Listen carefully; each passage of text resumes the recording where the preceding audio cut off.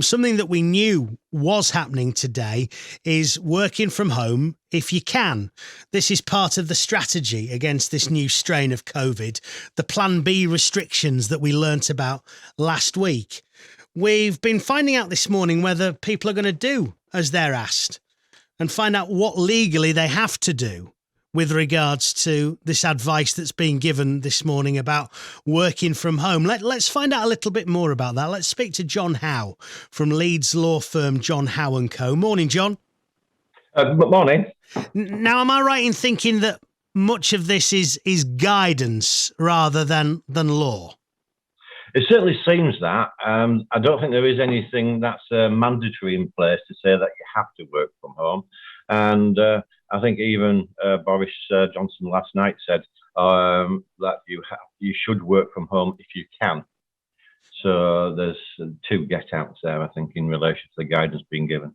Can an employer insist that an employee does work from home, though? There's nothing legally in place as far as any statutory provisions. I think it all depends on the circumstances shown in the contract of employment. Often there is clauses in contract of employment to say that the employees are obligated to follow reasonable instructions given by the employer, which could also include working from home. You've also got to bear in mind the legal position of the employers to provide a safe workplace. And obviously that comes into the equation as well.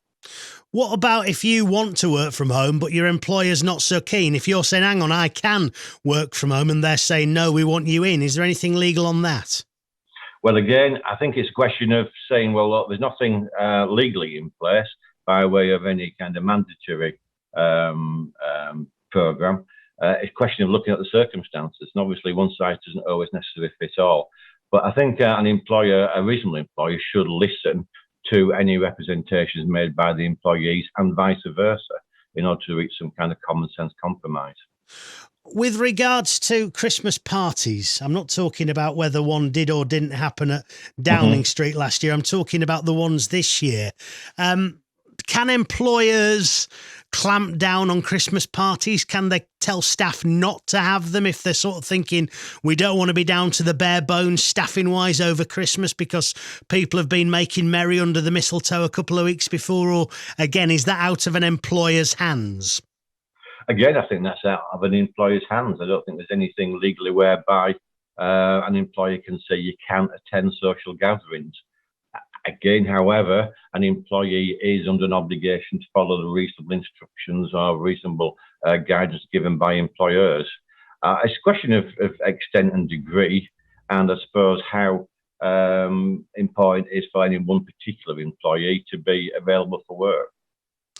And just finally, John, with regards to these boosters, could your employer insist on you getting one? Can employers insist on people being vaccinated at all in this country? This is something which has caused quite a lot of consternation and quite a lot of debate. Where are we on that? Well, where we are at the moment is there's only the people providing social care who's under that obligation. I think there's some more regulations due to come into force in April next year to do with NHS workers and key line workers. But apart from that, no, there isn't. The employers are, to a certain extent, in certain difficulties, because if they do try and impose a mandatory obligation on employees to have all the jobs that are available, then there are certain things that could come back and bite them, such as discrimination. But even on the discrimination element, there is a defence to that under the Equality Act 2010 to say that if there is a legitimate aim in imposing such conditions, such as providing a healthy workplace, then that is a defence to discrimination. Thanks for explaining stuff to us this morning, John. Really helpful. John Howe from the Leeds law firm John Howe & Co. on BBC Radio Leeds, just explaining the lack of, in many ways, legal implications there, because a lot of it is guidance rather than anything down in law at the moment.